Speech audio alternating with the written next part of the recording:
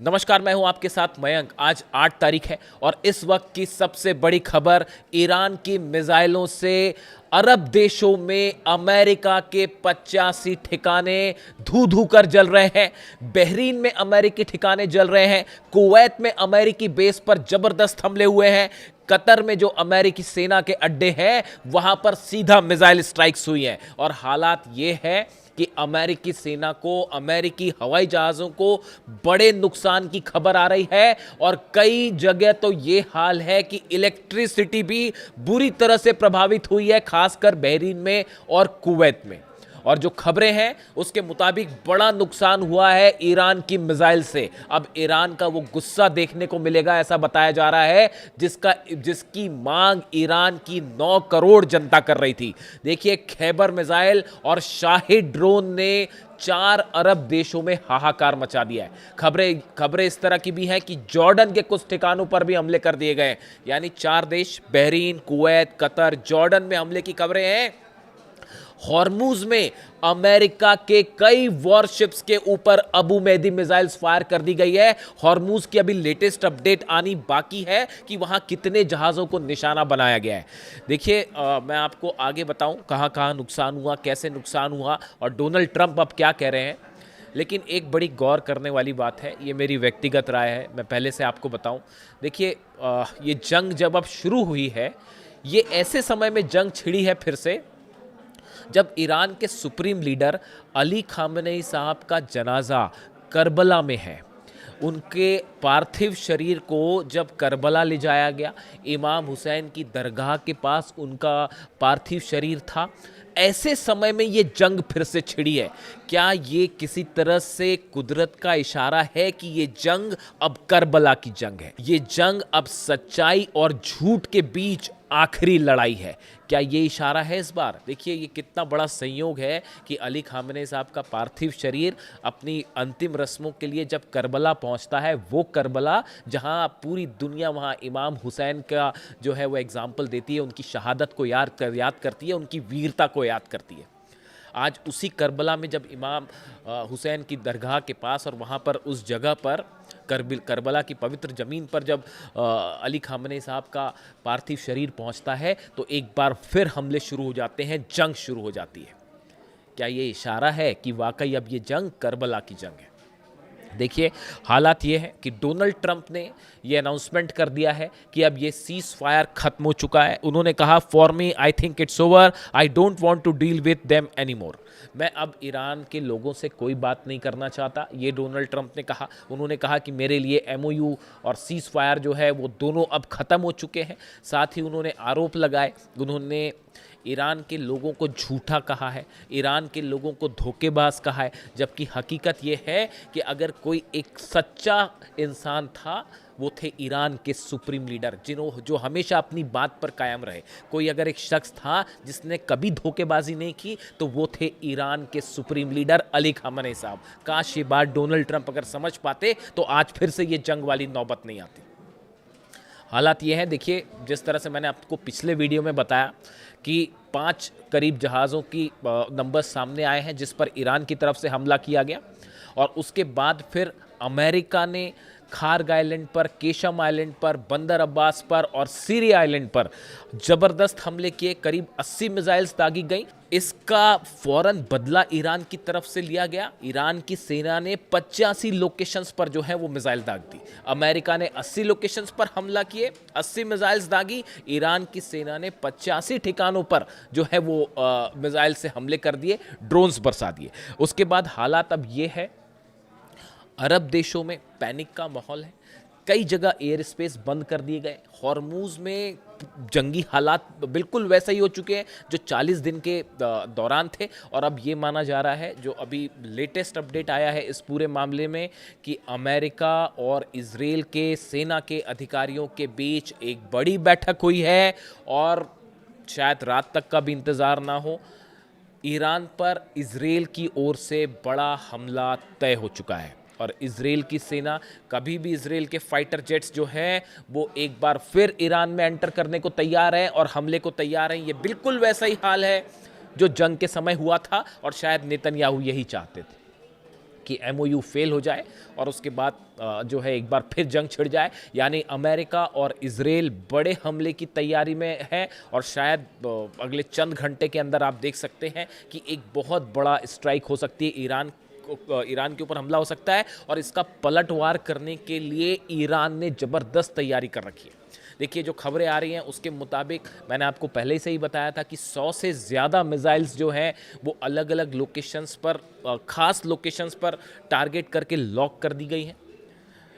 अरब के ठिकाने, अरब के जितने पावर स्टेशंस हैं वो निशाने पर हैं, इलेक्ट्रिक स्टेशंस जो हैं वो निशाने पे हैं, ऑयल रिफाइनरीज जो हैं वो निशाने पर हैं। इसके अलावा जो ब्रिजेस हैं अरब देशों के वो निशाने पे हैं। ये बिल्कुल वैसा ही होगा जो डोनाल्ड ट्रंप कह रहे हैं। डोनाल्ड ट्रंप कह रहे हैं मैं ईरान के जो है पावर स्टेशन उड़ा दूंगा, नतीजा ये होगा कि जितने अरब मुल्क हैं वहाँ के पावर स्टेशन पर निशाना होगा। मैं ईरान के ब्रिजेस उड़ा दूंगा, नतीजा ये होगा कि अरब देशों के ब्रिज पर निशाना होगा। वो ये कह रहे हैं कि मैं जितने ऑयल रिफाइनरीज हैं उसको उड़ा दूंगा, नतीजा ये होगा कि अरब देशों की ऑयल रिफाइनरीज पर हमला होगा और अरब देशों के जितने मिलिट्री बेसिस हैं वो निशाने पर है। आईआरजीसी की तरफ से साफ कर दिया गया है कि अगर आप अमेरिका की मदद करते हैं तो आप भी हमारे निशाने पर होंगे। देखिए ये होना तय था, ये होना तय था। जब एमओयू में ये बात साफ लिखी हुई थी कि ईरान का कंट्रोल हॉर्मुज के ऊपर होगा, वहाँ से ईरान अपनी सेना हटाएगा, जहाज़ निकलेंगे और ये बात साफ थी कि ईरान की निगरानी में हर जहाज़ को निकलने दिया जाएगा। लेकिन उसका उल्लंघन करते हुए अमेरिका ने एक नया बाईपास रूट बनाने की कोशिश की चालाकी से ओमान के करीब से, जिसका नतीजा ये हुआ कि ईरान ने उन जहाज़ों पर हमला किया। ईरान की तरफ से कहा गया कि ये बिना हमारी जानकारी के गलत तरीके से ये जहाज़ निकालने की कोशिश की जा रही है, इसीलिए उनको टारगेट किया गया। ये ईरान का कहना है। दूसरी तरफ अमेरिका की तरफ से कहा गया कि जहाज़ों पर हमला हुआ, हमने इसका बदला लिया और अलग अलग 80 लोकेशंस पर जो है हमले हुए हैं, जिसमें आईआरजीसी के कई सैनिक भी मारे गए हैं। इस तरह की खबर है जो खास तौर पर ईरान की नेवी से जुड़े हुए थे, उनकी कैजुअलिटी हुई है। इस तरह की खबरें फिलहाल निकल के सामने आ रही हैं। हालांकि बंदर अब्बास में जो एयरपोर्ट है, मिलिट्री जिसका इस्तेमाल करती है और साथ में जो वहाँ पर नेवी का बेस है वो सुरक्षित है, जो जानकारियाँ सामने आई हैं उसके हिसाब से। यानी फ़िलहाल जो बयान आ रहे हैं, ख़ास तौर पर देखिए ईरान की तरफ से जो बयान आया, ईरान का ये कहना है कि अब डोनाल्ड ट्रंप के पास कोई चारा नहीं है, आपको ईरान की लीडरशिप को स्वीकार करना पड़ेगा, उसको मान्यता देनी पड़ेगी। आपको ये मानना पड़ेगा कि हॉर्मुज जो है वो ईरान का है और ईरान के पास ही रहेगा। जब तक ये बात अमेरिका स्वीकार नहीं कर लेगा तब तक ये जंग इसी तरह से चलती रहेगी। एक बार फिर अमेरिका ने, डोनाल्ड ट्रंप ने ईरान की लीडरशिप पर सवाल उठाया है और उन्हें सिक पीपल कहा, सिक शब्द का यानी बीमार शब्द का इस्तेमाल किया है। ये एक बार फिर इस बात को बताता है कि ईरान की में जो सत्ता परिवर्तन की कोशिश थी वो नाकाम हुई। इसका फ्रस्ट्रेशन अब देखने को मिल रहा है। कुछ एक्सपर्ट्स का इस तरह का दावा है। इन हालात में बड़ी जंग की तैयारी शुरू हो गई है। एक तरफ अली खामनेई साहब की उनकी फ्यूनरल से संबंधित जो है वो प्रक्रिया अब अपने अंतिम दौर में है और पूरा ईरान आपने देखा जिस तरह से करोड़ों लोग सड़कों पर हैं और उनकी सिर्फ और सिर्फ एक मांग थी कि अली खामनेई साहब के हत्यारों के साथ किसी तरह का कोई डील नहीं होनी चाहिए, कोई एमओयू नहीं होना चाहिए, सिर्फ उनसे बदला लिया जाना चाहिए। ये मांग थी ईरान की जनता की, ये मांग थी ईरान के आम लोगों की, जिसके बाद से ही ये साफ हो चुका था। मैंने आपको पहले ही कहा था कि ये आक्रोश, ये गुस्सा ये बता रहा है कि अब ईरान और अमेरिका के बीच कोई डील नहीं हो पाएगी। और देखिए वही बात एक बार फिर साबित हुई, सच साबित हुई और ये जंग फिर शुरू हो चुकी है। अब जो हालात हैं उसके मुताबिक ये माना जा रहा है कि कई अरब देश ईरान के खिलाफ स्ट्राइक में शामिल हो सकते हैं। इस तरह के इनपुट्स आने शुरू हो गए। जिन देशों पर हमला हुआ है, जिन देशों के जहाज़ों को निशाना बनाया गया है, इन पर गौर नज़र रखने की ज़रूरत है। ख़ास तौर पर सऊदी पर, ख़ास तौर पर यूएई पर। क्या इन देशों की तरफ से किसी तरह के कोई हमले होते हैं, इस पर नज़र रखने की ज़रूरत है। बहरीन की तरफ से क्या कोई कार्रवाई होती है, कह नहीं सकते आप। आज रात तक इसकी, अगले चंद घंटों में तस्वीर साफ हो जाएगी। लेकिन डोनाल्ड ट्रंप का जो बयान सामने आया कि जो है सीज़ फायर इज़ ओवर और एमओयू ख़त्म हो चुका है, उसके बाद नतीजा देखने को ये मिला है कि दुनिया भर के शेयर बाजार जो हैं उसमें हाहाकार मच गया है। अगर सेंसेक्स और निफ्टी की बात करें, भारत के शेयर बाज़ारों की बात करें, तो सेंसेक्स और निफ्टी जो हैं, सेंसेक्स और निफ्टी दोनों करीब 2% डाउन है और इस गिरावट से निवेशकों को 8 लाख करोड़ रुपए से ज़्यादा की चपत लग गई है डोनाल्ड ट्रंप के एक बयान के बाद। हालात यह है कि बीएई लिस्टेड कंपनियों का कुल मार्केट कैप घटकर लगभग 472 लाख करोड़ रुपए रह गया है। सेंसेक्स के सभी शेयरों में भारी गिरावट दर्ज की गई है।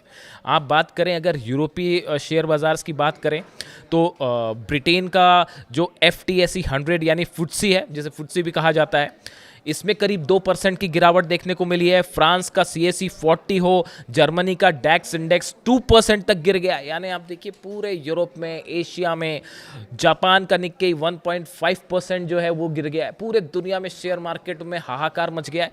और इसके अलावा दक्षिण कोरिया का कोस्पी 6% लुढ़क गया है। आप देखिए कुछ नहीं बच रहा। अमेरिका से लेकर, यूरोप से लेकर, एशिया से लेकर जापान, कोरिया, हर तरफ इसका असर पड़ रहा है और शेयर मार्केट बुरी तरह से जो है हाहाकार मचा हुआ है शेयर मार्केट में डोनाल्ड ट्रंप के इस बयान के बाद। अब ये भी कहा जा रहा है कि हो सकता है डोनाल्ड ट्रंप ने अभी ये कह दिया कि भाई जो है MOU कैंसिल और सीज फायर कैंसिल और जंग की आहट है तो शेयर बाजार डाउन है, लेकिन हो सकता है कि कल तक वो अपने बयान से पलट भी जाएं, शायद शेयर बाजार को फिर से बैलेंस करने के लिए। कई बार ऐसा हो चुका है और कई एक्सपर्ट ये मानते हैं कि डोनाल्ड ट्रंप के इस तरह के जो बयान आते हैं वो सब शेयर मार्केट को मॉनिटर करते हैं, उसको मैनिपुलेट करने के लिए होते हैं कि आपने पहले कर दिया, कह दिया कि साहब सीज फायर खत्म, अब मैं हमला करूंगा, शेयर बाजार गिरे और उसके बाद फिर जो है खुद ही इस तरह से लॉबिंग की कि ये बयान दे दिया कि नहीं साहब अभी तो एक मौका और देता हूं मैं और सीज फायर अभी जारी रहेगा, और उसके बाद फिर से शेयर बाजार को आपने ऊपर कर दिया और अपना फ़ायदा कमा लिया। तो इस तरह के भी तमाम जो है एक्सपर्ट इस तरह की राय जाहिर करते हैं। लेकिन फिलहाल हालात ये हैं कि पूरे दुनिया के शेयर बाजार में हाहाकार मचा हुआ है। क्रूड ऑयल का दाम जो है वो एक बार फिर तेजी से बढ़ने लगा है और इस जंग की आशंका के बीच पूरी दुनिया की अर्थव्यवस्था में एक बार फिर बुरी तरह इसका बुरा असर पड़ता दिखाई दे रहा है। देखिए ईरान की तरफ से जो स्टैंड है, ईरान की जनता का मूड पिछले 48 घंटे में और 72 घंटे में आप देखिए अली खामनेई साहब के जनाजे को देखने के बाद, उनके कॉफिन को देखने के बाद जो बाइट्स आ रही थी, वहाँ के लोगों का जो रिएक्शन, गुस्सा देखने को मिल रहा था, उस बात से ये बात अब साफ है कि ईरान की तरफ से अब ना अपना यूरेनियम दिया जाएगा, ना ही किसी तरह की न्यूक्लियर मुद्दे पर डील की जाएगी और ना ही अब एक भी इंच जो है हॉर्मूज पे किसी तरह का समझौता करने के लिए ईरान तैयार है। ये वहाँ की जनता की राय है। ऐसे हालात में एक भयानक जंग छिड़ती दिखाई दे रही है और कई लोग इसे कह रहे हैं कि ये फिर से एक बार जो है अब वो करबला की जंग शुरू हो चुकी है, आर पार की जंग शुरू हो चुकी है। आज की रात बेहद भारी जाने वाली है। जो भी अपडेट होगा आप तक पहुंचाऊंगा। Thank you so much.